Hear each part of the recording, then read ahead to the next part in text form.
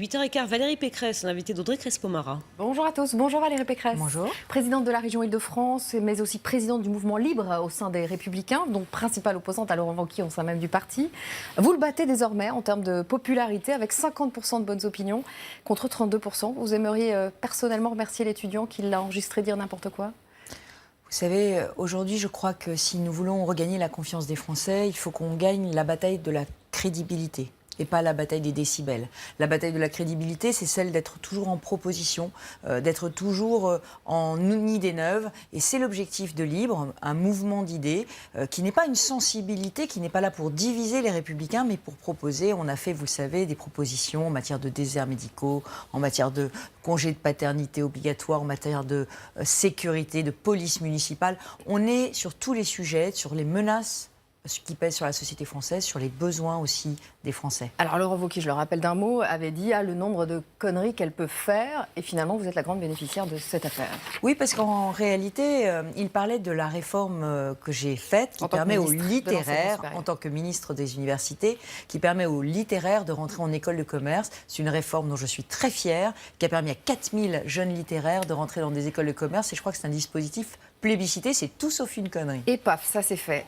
Actualité, Nicolas Sarkozy a été mis en garde à vue hier et sa garde à vue reprend ce matin. Vous voyez l'image, voilà, il a quitté son domicile et il rejoint les locaux de Nanterre. Alors vous allez me dire, j'imagine Valérie Pécresse, que vous ne commentez pas une affaire judiciaire en cours d'instruction et qu'il y a présomption d'innocence. Oui, mais je vais vous dire aussi quelque chose de plus personnel. C'est que je voudrais, dans cette terrible épreuve que Nicolas Sarkozy traverse, lui dire toute mon amitié et mon affection, parce que je l'ai revu il y a une semaine, j'ai été sa ministre. Et moi, ce que je sais que les Français gardent au cœur, c'est le fait qu'il a été un bon président de la République et qui a singulièrement contrasté avec son successeur. Vous avez eu de ses nouvelles depuis hier ? Non, j'imagine qu'il est, j'allais dire... entouré de ses très très proches, mais vraiment, je pense que c'est une épreuve très difficile et je lui souhaite beaucoup de courage dans cette épreuve. Vous n'avez pas lu l'enquête de Mediapart ? Non, je ne l'ai pas lu. Pourquoi ? Parce que vous estimez que Mediapart n'est pas un média fiable ? Non, c'était pas ça. C'est que je pense que... Je pense que quand la justice fait son travail, c'est à la justice de faire son travail. Moi, je me méfie beaucoup. Curiosité, vous auriez je me méfie beaucoup du tribunal de l'opinion et du tribunal médiatique parce que j'ai vu tellement d'affaires faire pchit et tellement de personnes être par la suite innocentées de toutes les rumeurs qu'aujourd'hui, j'attends que la justice fasse son travail. Alors, tribunal médiatique, c'était un peu les mots de Nadine Morano hier, qui conteste le traitement médiatique de cette affaire et l'écho notamment donné aux gardes à vue, aux mises en examen par rapport au non-lieu. C'est votre avis aussi ? C'est évident que malheureusement, pour toutes les personnes innocentes, eh bien, c'est une ligne quand on est innocenté et c'est effectivement des unes de journaux pendant des jours quand on est mis en examen. Donc effectivement, je comprends. On a vécu ça aussi avec Éric Woerth, on avait vécu ça avec un certain nombre de nos collègues politique. Et c'est pareil pour n'importe quel Français, n'importe quel citoyen français. La rumeur, le soupçon laisse toujours des traces et quelles que soient les décisions de justice après, eh bien, on n'est malheureusement jamais totalement lavé de ces soupçons. Certains jugent la garde à vue d'un ancien président de la République humiliante, excessive, dans la mesure où il n'y avait pas de risque de fuite, que Nicolas Sarkozy s'enfuit. Est-ce que c'est votre avis aussi ? Humiliante, excessive, c'est des mots que vous utiliseriez ? Je ne commenterai pas une procédure judiciaire en cours. Franchement, je ne suis pas dans ce dossier et ce que je souhaite simplement, c'est effectivement qu'il y ait la reconnaissance vis-à-vis du pays de ce que Nicolas Sarkozy a fait. Garde à vue humiliante, ce sont les mots de Laurent Wauquiez, vous ne les partagez pas forcément ? Je ne commente pas les procédures judiciaires. Si les faits sont avérés, donc si effectivement Mouammar Kadhafi a financé la campagne de Nicolas Sarkozy 2007, et si l'intervention de Nicolas Sarkozy est liée à ce dernier fait, c'est très très grave. Vous l'accordez ? Avec des si, on mettrait Paris en bouteille, donc je propose qu'on attende que la justice tranche. Nicolas Sarkozy, je leur précise, qui est mis en examen dans d'autres affaires, l'affaire Paul Bismuth et l'affaire Big Malion aussi. Sans commentaire. Aujourd'hui, Marlène Schiappa présente en Conseil des ministres son projet de loi contre les violences faites aux femmes. Alors, ça concerne à la fois la protection des mineurs avec l'âge de consentement pour le rapport sexuel et puis la création de nouvelles infractions pour réprimer les violences faites aux femmes. Est-ce que sur cette loi, au moins, il va y avoir une unanimité politique. En tout cas, moi je le dis à titre personnel, je suis totalement favorable à cette loi. Je suis extrêmement heureuse que Marlène Schiappa ait mis comme âge de présomption du consentement dans les relations avec des majeurs l'âge de la majorité sexuelle, c'est-à-dire 15 ans. Pour la mère que je suis, c'est extrêmement rassurant. Vous connaissez le jugement de tribunal qui avait présumé le consentement d'une petite fille de 11 ans. Oui, parce qu'aujourd'hui, c'est 6 ans dans la loi. Oui, enfin, bon, on est dans l'absurdie.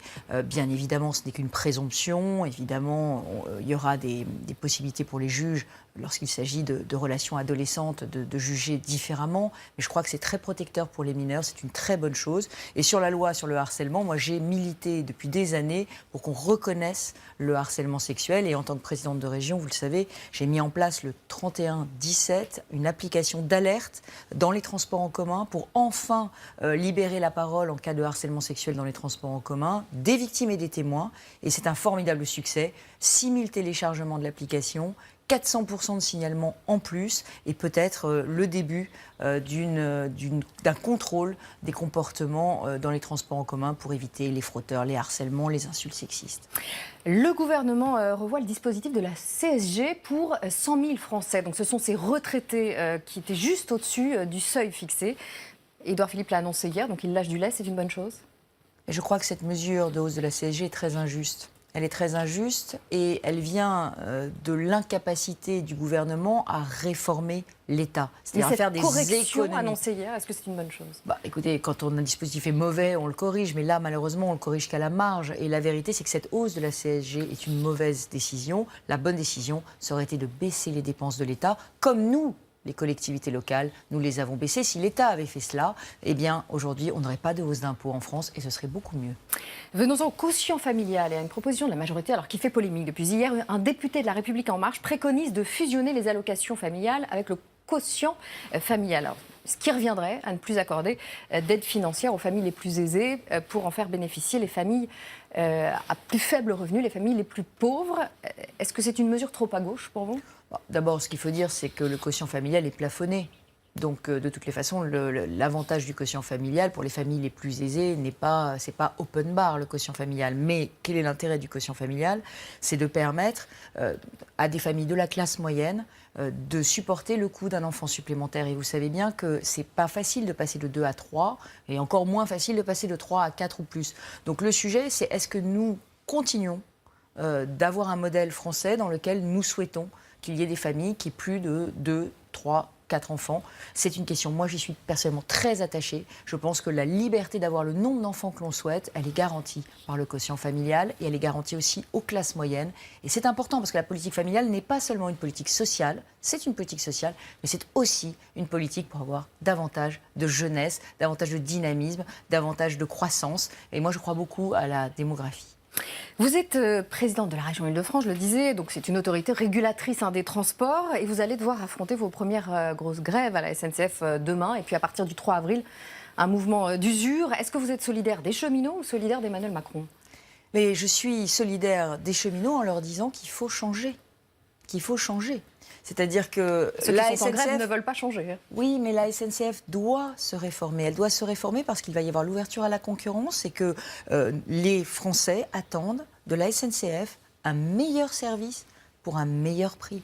Et donc, mise en concurrence, vous y êtes favorable ? Mais c'est la loi, c'est l'avenir. Nous l'avons voté, nous l'avons accepté. Et par ailleurs, ça permettra aussi en mettant en concurrence, on permet aussi de faire des comparaisons. Et c'est pas normal qu'aujourd'hui, un transport en train coûte 30% plus cher en France qu'à l'étranger. Non pas forcément aux voyageurs, mais en tout pour l'État. Donc aujourd'hui, on a besoin de réformer la SNCF.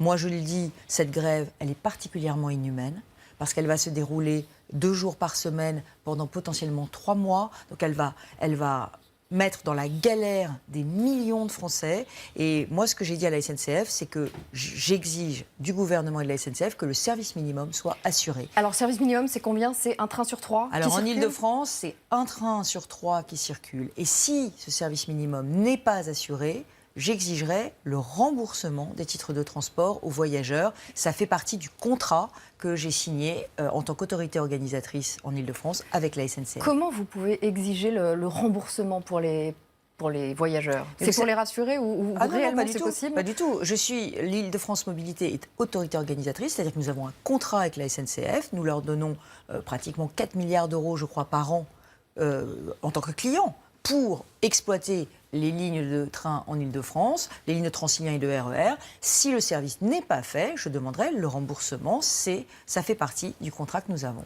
Guillaume Pepy prévoit 40% de TGV en circulation, 50% de TER dans toute la France et en Île-de-France, 30% des trains. Donc c'est un tiers, c'est ce que vous demandiez. C'est le service minimum, mais après, ça c'est les déclarations avant. Moi, je vérifierai les vrais chiffres pendant. Et vous avez aussi annoncé le covoiturage oui, gratuit parce que, en pardon, Île-de-France. mais le service minimum, ça n'est que le service minimum. Donc ça veut dire vraiment des grosses difficultés de circulation pour les voyageurs franciliens. Donc j'ai mis en place 2 systèmes pour essayer de limiter les galères. Télétravail. Tous les lieux de télétravail en Ile-de-France sont sur le site de la région. Donc si votre train ne part pas, vous pouvez aller télétravailler dans un de ces 400 lieux de télétravail franciliens. Deuxièmement, le covoiturage gratuit. Ça va suffire, ça? Le covoiturage gratuit, ça veut dire que chaque passager qui covoiturera, ce sera gratuit pour lui. Mais nous avons besoin de conducteurs. Et je demande, par solidarité civique, à tous les automobilistes qui prendront leur voiture dès demain, pendant la grève, et pendant les autres jours de grève, de prendre des passagers et de s'inscrire sur des plateformes de covoiturage. C'est sur vianavigo.fr. Bon, en gros, vous, c'est pas la méthode Hidalgo, c'est incitatif et pas punitif, c'est ça? C'est incitatif et je compte vraiment sur le sens civique et la solidarité de tous les franciliens. Venons-en à Anne Hidalgo. C'est plutôt un dialogue de sourds entre Anne Hidalgo et vous. Jusque-là, hier, la mairie de Paris vous a lancé une invitation au débat sur la gratuité dans les transports en commun à Paris d'ici à 2020. Ça sent les municipales. Est-ce que vous avez accepté cette invitation? Mais moi, je suis toujours prête au débat. D'ailleurs, donc vous lui dites oui? Malheureusement, je regrette que sur un sujet aussi important que, par exemple, la piétonisation des voies sur berge, qui concerne tous les franciliens, qui a provoqué d'immenses bouchons, eh bien, ce débat n'ait pas eu lieu. Mais le débat, il se fera au sein d'Île-de-France Mobilité. Parce que le débat, il doit se faire en prenant en compte tous les paramètres de transport. Et pas au sein de la mairie de Paris. Et pas seulement au sein d'une seule commune d'Île-de-France. Parce que nos destins sont liés. Et évidemment, il faut qu'on mette en place des transports qui correspondent à tout le monde et qui soient égalitaires, avec des avantages qui soient les mêmes, qu'on habite du bon côté du périphérique ou du mauvais. Donc on travaillera sur ces questions. Et Anne Hidalgo, pardonnez-moi, annonce aussi la création de 1000 places de parking aux portes de Paris. Vous y êtes favorable, j'imagine? Alors, ce n'est pas du tout la création de 1000 places. C'est ce qu'elle dit, hein. Il y a des milliers de places vides de parking aux portes de Paris. Et j'avais demandé, comme mesure compensatoire depuis 1 an à la mairie de Paris pour la fermeture des voies sur berge, que ces places de parking qui sont vides aujourd'hui soient proposées à demi-tarif aux automobilistes franciliens pour qu'ils puissent garer leur voiture et pas rentrer dans Paris. Je suis très heureuse de ce premier petit geste de la mairie de Paris qui accepte une des mesures compensatoires, mais ça n'est pas la seule. Il nous faudrait aussi des bus à travers le bois de Boulogne et le bois de Vincennes. Il nous faudrait aussi des voies réservées pour le covoiturage sur les autoroutes et pour les bus. Donc il y a toute une autre série de mesures, des revêtements phoniques pour protéger les nuisances sonores, des carrefours intelligents. Et vous vous attaquez aussi à la pollution dans les transports souterrains. Vous lancez un appel à projet en vue de tester dès cet été des nouvelles technologies d'épuration de l'air dans les transports comme le métro, les RER, etc. Oui, le paradoxe, c'est qu'on nous dit c'est très pollué en surface, prenez le métro, mais on risque de retrouver la pollution dans le métro. Donc l'Île-de-France va mettre 1 million d'euros pour pouvoir dépolluer l'air dans les gares, dans les stations de métro, de façon à ce que, évidemment, les agents de la RATP, mais aussi les voyageurs, puissent voyager dans de bonnes conditions. Comme Anne Hidalgo, vous êtes aussi en campagne municipale, Paris 2020, régionale 2021, présidentielle. Moi, je ne suis même pas encore à mi-mandat, mais simplement, j'essaie de trouver des solutions. Et c'est aussi pour ça que nous avons voté cette semaine 6 000 euros d'aide pour les taxis, pour remplacer les taxis parisiens avec des moteurs hybrides, diesel et électriques. 6 000 euros d'aide pour les taxis. Et c'est aussi pour ça que nous allons commander 1000 bus électriques pour Paris, le plus grand appel européen de bus électriques. Tous les matins, je pose une question récurrente, la question off, mais devant les caméras.